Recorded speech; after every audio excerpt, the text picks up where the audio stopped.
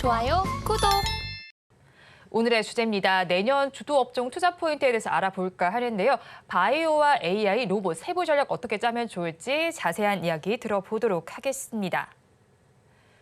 먼저 골드만삭스에서는 내년에 유망한 투자처로 우리 증시 거기에 방산을 좀 제안을 했습니다. 더불어서 바이오 그리고 반도체 등이 내년 유망 섹터로 거론이 되고 있는 상황인데요. 대표님께서는 내년에 어떤 업종이 우리 증시를 견인할 것이다라고 생각하실까요? 네, 우선 내년은 경기와 기업 실적이 이제 침체에 빠지면서 FED가 이제 유동성을 더 풀겠다고 이미 선언을 했죠. 그래서 금리가 아마 떨어질 건데 이런 상황에 내년에 유망 섹터는 아무래도 금리로 보면 역시 바이오주가 네. 우선 거론이 되고 있고 그리고 대부분의 전문가들이 이제 의견이 일치하듯이 역시 뭐 조금 전 CES가 나오지 않습니까? AI는 뭐 변함없는 거고 AI는 내년에 올해 AI의 대부분의 그 투자는 AI라는 기술의 인프라를 구축하기 위해서 주로 하드웨어적인 특히 메모리 쪽에 많은 몰렸지 않습니까? 엔비디아부터 뭐 HBM이라든지 스카이닉스라든지 이렇게 몰렸다면 내년에는 AI 소프트웨어를 활용하거나 AI 기반이 되는 클라우드 업종이 부각될 가능성이 높다. 대표적인 예로 마이크로소프트라든지 클라우드 서비스 쪽. 그래서 AI 인프라 구축 다음에는 소프트웨어 그리고 서비스 그리고 그다음 애플리케이션 이런 식으로 대부분의 산업의 흐름이 지나가기 때문에 그에 맞춰서 내년은 두 번째인 AI 소프트웨어나 AI 클라우드 서비스 쪽으로 좀 주목할 필요가 있고 바이오 쪽은 역시 이제 올해는 비만 치료제를 중심으로 굉장히 각광을 받았는데 내년도에 이제 본격적으로 금리 인하와 이제 맞물리면서 바이오 제약 기업들의 그 인구 고령화 추세와 맞물려서 이쪽이 굉장히 각광받는 섹터로 가지 않을까. 더불어 이제 뭐 로봇 같은 것도 같이 오르는 이 정도의 전망이 예상되고 있습니다. 네, AI와 그리고 제약 바이오 살펴보면 좋겠는데 사실 바이오주 하면 연말이면 다시 또 거론되는 섹터가 아닌가 싶습니다. 그래도 이번에 좀 가시화된 성과들이 있는 것 같아요. 코스닥 헬스케어 지수의 경우에 10%대 상승률을 보이기도 했고요. 거기에 금리 인하의 수혜도 받을 것으로 보입니다. 그렇다면 신약 개발 성과는 각 기업별로 어떻게 나타나고 있을까요? 최근에 굉장히 호재들이 많이 일어났었죠. 최근에 보면 뭐 물론 이 호재성은 신약 개발보다는 기술 수출 쪽에 원래 호재가 많았는데 종근당 지난달에 종근당 오람테라피픽에 이어서 뭐 어제는 뭐 레고캠 바이오까지 역대급 기술 이전 이제 계약을 맺었죠. 특히 레고캠 바이오스 같은 경우는 지금 레고캠 바이오스 자기들 주장하는 바에는 최대라 그러는데 지금 2조 2,400억짜리 기술 수출을 계약을 체결했습니다. 이게 제약 바이오 격에서 역대 최대 규모인 것 같은데 최근에 이제 이 제약 바이오계를 보는 방법 중에 하나가 뭐냐면 우리가 그전에 바이오 그러면 다들 아시겠지만 주로 이제 FDA의 신약 개발에 뭐 임상 2상 갔다 1상 갔다 3상 갔다 그러면서 굉장히 호재성 소재가 터지면서 바이오주가 몰리고 이런 식으로 많이 어떤 트렌드가 진행된 걸로 우리가 기억하실 텐데 최근에 바이오계에서는 완전히 양상이 달라졌습니다. 그러니까 FDA 승인으로 가는 것도 있지만 대부분의 바이오 벤처 기업들의 승부처가 기술 수출로 완전히 기결되고 있어요. 거기에 기존의 제약 기업들도 여기에 동성을 하고 있습니다. 왜 그러냐? FDA 승인을 받기에는 굉장히 많은 투자와 오랜 시간과 이런 것들 많이 들어가는 반면에 리스크도 상당히 크죠. 반면에 기술 수출은 그런 시간에 대한 리스크는 같을지언정 다른 리스크가 되게 줄고 그리고 빅파마 기업들도 트렌드가 바뀌었습니다. 네. 기존의 글로벌 빅파마 기업들이 자신들이 A부터 Z까지 다 하는 것에서 많은 부분들을 외주화했고 그중에 특히 그 특정 기술 이번에 레고캠 바이오 같은 경우도 항체 약물 접합제 ADC 기술이라 그러는데 이게 뭐냐면 요즘 항암제 중에서 표적 항암제가 가장 유행인데 이 표적 항암제를 옮기는 딜리버리 역할을 하는 물질이거든요. 이 기술만 팔았어요. 그러니까 이런 식으로 내년도에 이 바이오계의 대세는 역시 기술 수출일 것이다. 그러니까 기술 수출 어떤 기술을 개발하고 있는 특히 항암제라든지 신약 개발 쪽 여러 가지 해결 못하는 그 기술 쪽에 로열티를 받고 기술 투자를 하거나 기술 개발을 하고 있는 기업들을 좀 주목해서 봤으면 좋겠다. 역시 글로벌 바이오계의 트렌드는 그쪽으로 많이 옮겨갔다. 그리고 오히려 그 바이오 시밀러 기술들은 그 CDMO 같은 기술들은 오히려 대기업들이 진출하면서 또 다른 섹터로 또 다시 성장하고 있어서 이 두 개를 좀 분리해서 바이오 섹터를 좀 보면 새로운 돌파구를 좀 볼 수 있지 않을까 싶습니다. 네, 분리해서 좀 바이오 섹터를 보면 좋겠다라고 말씀을 전해주셨는데 사실 올해만 놓고 본다면 바이오 산업의 조달 규모 꽤 많이 줄어든 상태입니다. 지난해와 비교했을 때 급감한 수치로 나타나면서 이런 돌파구 안에서 M&A와 기술 이전을 선택한 기업들도 많습니다. 그렇다면 내년에도 좀 주목해 볼 만한 기업들 어디가 있을까요? 우선 저는 그 기술 수출을 한 기업들을 좀 주목해 봐라. 올해 총 20건 정도 했거든요. 7조 8천억 정도 규모의 수출을 했습니다. 그리고 이 수치가 작년하고 비슷하긴 한데 내년에 아마 이 수출 규모가 더 늘어날 것 같아서 M&A 주된 타겟은 이쪽 기업이 될 것이다. 네, 그런 기업들을 좀 봐야 될 것 같고 지금 글로벌 전체적인 시장 규모를 보면 글로벌 시장에서 지금 미중 간 패권 다툼이 치열해지면서 바이오 산업 가치가 계속 커지고 있는데 지금 오늘 26일 그 산업연구원 자료를 보니까 2020년에 그 글로벌 제약 바이오 산업 세계 시장 규모가 11조 3천억 달러. 그러니까 우리 돈으로 한 1경 4,700억. 네. 요즘 어느 규모냐면 반도체 전체 시장이 6천억 달러 정도 되거든요. 그러니까 반도체 시장보다 훨씬 큰 시장이죠. 그리고 근데 요 시장이 내후년 26년이 가면 16조 2천억 달러 2경으로 늘어납니다. 그러니까 시장 성장성이 굉장히 빠른 거죠. 그래서 이런 상황에서 아까 말씀드린 대로 빅파마들의 어떤 전략이 어떻게 바뀌냐면 그전에는 모든 걸 다 했다면 이 업체들이 그 지정학 리스크를 최소화하기 위해서 의약품을 안정적으로 공급할 수 있는 걸 포트폴리오를 분산을 시켜요. 그래서 만드는 곳 따로, 기술을 개발하는 곳 따로 이렇게 분산을 시키면서 만드는 곳은 우리나라에 예를 들어서 뭐 CDMO 방식을 하는 곳을 주로 사용을 하는 거겠죠. 그래서 첫 번째 섹터는 CDMO 쪽에 M&A가 많이 일어날 가능성이 있다고. 두 번째는 이제 아까 말씀대로 이 기술을 별도로 개발하는 제약 바이오 기업들을 주목해 보면 이 기업들도 기술 수출을 함과 동시에 아마 M&A도 많이 발생할 수 있다라고 볼 수 있을 것 같습니다. 네, CDMO와 그리고 기술을 별도로 하는 기업을 한번 살펴보자라고 정리를 해주셨고요. 또 위축된 환경 속에서 올해 우리나라에서는 신약 허가가 단 한 건도 좀 일어나지 않았습니다. 내년엔 그래도 제일약품의 자회사인 온코닉 테라퓨틱스의 37번째 우리나라 신약 탄생이 예고된다고 합니다. 그렇다면 제일약품의 앞으로 기업 가치에는 어떤 영향을 미치게 될까요?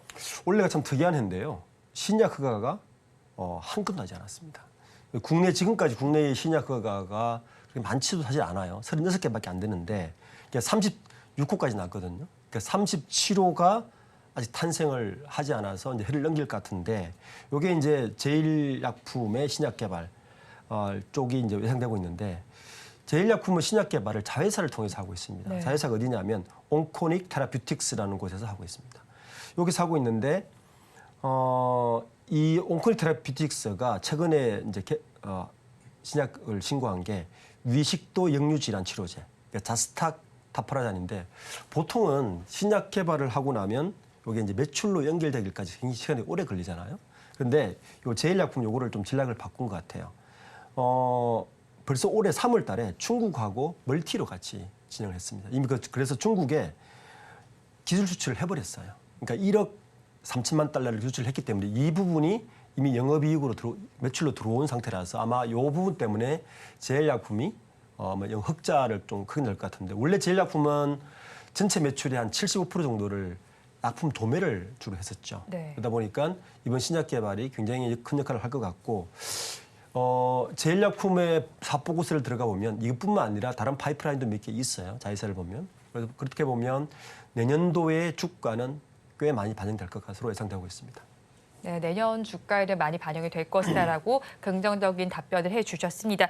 이제는 또 AI 쪽을 좀 알아보도록 하겠습니다. 올해는 좀 고공행진을 이어갔는데 AI와 로봇이 내년에도 유망할 것으로 전망이 되고 있습니다. 생성형 AI 도입이 좀 본격화되고 있는 가운데 올해에 이어서 내년에 글로벌 AI 시장을 이끌 동력은 뭐라고 보실까요? 우선 제가 초대 말씀드린 것 같이 지금까지 AI는 대부분 그 인프라 구축을 해야 되기 때문에 엔비디아발 뭐 반도체라든지 메모리 물론 그 시장은 상반기에 갈 겁니다. 그게 뭐 가는 건 분명하고요. 그리고 차세대로 이어지는 게 AI 소프트웨어 쪽이나 AI 클라우드 쪽에 부각될 기업들을 보는 게 좋고 또 하나의 성장축이 바로 온 디바이스 AI죠. 요게 이제 이 단순히 사람들이 온 디바이스 AI가 스마트폰이나 뭐 이런 잠깐 그 반도체가 들어가서 네. 클라우드 연결 없이 AI를 쓸 수 있는 정도로 생각되는데 그거보다 파급 효과가 훨씬 클 것 같습니다. 왜냐하면 이 온 디바이스 AI가 일반 스마트폰뿐만 아니라 PC라든지 다른 기기로도 계속 장착이 확산될 것 같아요. 이렇게 되면 기존의 메모리 반도체 기업들의 활황이 예상되어서 이게 또 다른 아마 성장 동력으로 부각될 가능성이 굉장히 높다 이렇게 보고 있습니다. 네, 온디바이스 AI 생태계가 확대되는 부분 한번 체크를 해보시면 좋겠고요. 현재까지 전해지고 있는 글로벌 빅테크의 AI 사업 방향성과 이제 투자 전략은 어떻게 될지 궁금합니다. 이에 좀 부합하게 계획을 짜고 있는 우리 기업은 어디가 있을까요? 저는 최근에 그 마이크론 테크놀로지 실적 발표를 되게 유심하게 봤는데요. 네. 이걸 좀 팁이 있는 것 같아요. 마이크론 테크놀로지가 원래 주가가 한 거의 50% 올랐거든요. 같은 메모리를 하고 있는데 이 중에서 투자자들을 좀 흥분하게 한 이슈가 뭐냐면 새로운 메모리 칩 모듈인 HBM3E라는 건데 이게 뭐냐면 AI하고 슈퍼컴퓨팅을 위해 만들어졌습니다. 그러니까 요거 내년부터 생산될 예정인데 요게 되면 그 AI 운영이 가능한 PC나 모바일 기기에 메모리 칩이 이제 바뀌기 시작하는 거예요. 그러니까 지금까지 메모리 시장, 반도체 시장의 가장 큰 문제는 확장성이 다 경기에 민감하고 새로운 빅테크가 발생하지 않아서 항상 교체 시기가 굉장히 늦게 가는 것 때문에 어떤 주기가 그냥 늘 있었는데 요 기술이 만약에 본격적으로 진행돼서 온 디바이스 AI와 함께 새로운 메모리 칩이 PC뿐만 아니라 스마트폰에 계속해서 장착이 늘어난다면 아마 새로운 또 하나의 시장이 만들어질 거라서 저는 국내 기업들도 아마 당연히 네. 삼성전자나 SK하이닉스도 여기에 동참하지 않을까. 그러니까 메모리 시장에 새로운 시장에 하나 또 생기는 현상, 네. 시장의 확장성이 높아지는 것 때문에 굉장히 좀 주목해서 보고 있습니다. 네, 주목해서 볼 종목까지 좀 정리를 해주셨고요. 올해도 시가총액 1조 이 클럽의 상장자 수가 지난해보다는 20곳 이상 늘어났습니다. 이 안에 두산 로보틱스가 레인보우 로보틱스가 이름을 올린 상태인데 사실 로봇 산업에 대해서는 계속해서 다양한 곳에서 니즈가 나타나고 있는 것 같습니다. 그렇다면 좀 급격하게 성장을 할 만한 곳은 또 어디라고 보실까요? 최근에 국회에서 아주 주목해야 될 만한 법안이 하나 통과했죠. 이게 뭐냐면 내년 한 이맘때쯤이면 이제 택배 배송 로봇이 허가를 한 겁니다. 이제 법안이 허가가 떨어졌으니까 국회 본일 통과했으니까 한 1년 정도 유예기간이 있으니까 내년 이맘때쯤이면 이제 본격적으로 아마 될 것 같은데 이것처럼 이 로봇 산업이 단순히 이제 먼 미래에만 있는 것이 아니고 실생 안에 굉장히 빠르게 접근하고 있다라고 이제 알 수 있거든요. 그렇기 때문에 지금은 두산 로보틱스라든지 일본 뭐 로보탑스라든지 뭐 산업 로봇 이런 것만 우리가 생각하고 있지만 굉장히 생활 밀착형 로봇들이 굉장히 빠르게 다가올 것이다. AI와 함께. 그렇게 되면 국내에 있는 뭐 예를 들어서 실내 자율주행 로봇 업체들도 좀 주목해 볼 필요가 있고 뭐 로보티즈라든지 루빌리티라든지 모빈 같은 기업들이 있죠. 그리고 기존의 레인보우 로보틱스나 유진 로봇이나 현재 두산 로보틱스 같이 기존 로봇들도 굉장히 같이 탄력을 받을 수 있어서 이미 그 로봇 관련주가 20개가 넘어요. 네. 한 개 섹터로 충분히 이제 만들어준 섹터가 됐는데 내년에는 이 시장이 훨씬 더 굉장히 서로 상호 시너지를 내면서 발전할 가능성이 높다. 특히 법안까지 통과되면서 규제까지 굉장히 완화주는 추세로 바뀌고 정부에서도 이에 대한 투자 정책이라든지 이런 것들 굉장히 많이 혼조로 바뀌면서 내년에 로봇주도 굉장히 좀 관심 있게 볼 필요가 있을 것 같습니다. 네, 배송 로봇의 시대가 개화가 될 것 같습니다. 이에 따라서 앞서서 대표님 말씀처럼 정부도 투자를 좀 확대하고 있습니다. 2030년까지 3조 정도를 투자할 것으로 보이고 이 부품 역시도 국산화율을 80%까지 올릴 것으로 보입니다. 그렇다면 그 안에서 가장 중요한 부품이라면 어떤 걸 꼽을 수 있을까요? 정부에서 굉장히 큰 투자를 했죠. 3조 원 이상 투자했는데 지금 로봇 부품의 80%를 올리기 위해서는 반드시 해결해야 될 부품이 하나가 있어요. 그게 뭐냐면 로봇용 정밀 감속기입니다. 이 감속기는 뭐냐면 요게 감속기가 로봇 제품 원가의 30에서 40%를 차지해요. 그러니까 우리 소위 말해서 2차 전지의 양극재 같은 역할을 합니다. 네. 굉장히 큰 역할을 하는 거죠. 그런데 이 감속기 시장 우리가 소위 말하는 이게 뭐냐면 그 일반적으로 베어링 같은 거 있죠. 이게 감속기 같은 거거든요. 요 기술이 감속기는 보통 산업용 로봇에서 관절 역할을 하는 거거든요. 그래서 정밀 감속기는 회전 운동을 하는 그 모터에다가 기어를 연결해서 로봇 팔 같은 데서 힘과 동작을 자연스럽게 하거나 정밀 제어하는 역할을 하는데 이 시장을 국내를 포함해서 전 세계 시장에 일본이 사실 독점을 하고 있어요. 국내 기업은 굉장히 이제 아직 특히 낮은데 특히 일본의 하모닉 드라이브 시스템즈 같은 경우하고 나버레스코라고 해서 이게 그 감속기가 SH 감속기가 있고 네. SR 감속기가 있는데 이 두 부분에서 독점을 하고 있어요. 국내 기업 중에는 SPG라고 해서 이 SH와 SR 둘 다 하는 기업이 있습니다. 네. 그래서 아마 정부에서 계속 이 감속기를 양산할 수 있도록 그 산자부에서 아마 어떤 기업으로 선정도 했고 투자를 하고 있는데 로봇 시장이 본격적으로 커지면 아마 감속기 시장이 가장 아킬레스건이고 빨리 국산화시켜야 되는 시장입니다. 현재 일본이 이 부분에서 75% 시장 지배를 가지고 있어요. 그래서 아마 정부에서도 이 감속기에 가장 신경을 쓸 것이고 로봇주가 성장할수록 이 감속기 기업에 좀 관심을 가지고 좀 보는 게 아마 새로운 투자의 한 방법이라고 생각합니다. 네, 감속기에 조금 더 관심을 가져보시면 좋겠고 네이버의 경우는 사실 이제 중동 지역에서 영향력을 확대하고 있습니다. 그렇다면 여러 가지 무기를 잡아서 이 안에서 좀 주가도 영광을 되찾을 수가 있을까요? 이게 네이버가 사실 그 디지털 기술을 처음 수출한 거거든요. 굉장히 우리에게 이례적이죠. 거기에다가 이번에 이제 중요한 그 최선주 이사가 밝힌 것 중에 하나가 지금 이 시간 여기서 몇 번 이야기했지만 글로벌적으로 AI의 LLM 그러니까 대규모 언어 모델을 개발한 국가가 딱 4개 국가밖에 없습니다. 미국, 이스라엘, 중국, 우리나라인데 이스라엘은 영어권이 빼고 근데 중국은 자체 개발이고 그래서 아마 사우디아라비아가 이 대규모 언어 모델 LLM을 자기들에게 어떻게 기술 이전을 해달라는 게 하나가 있고 이번에 더 이제 그 네이버가 여기에 간 큰 의미가 있는 게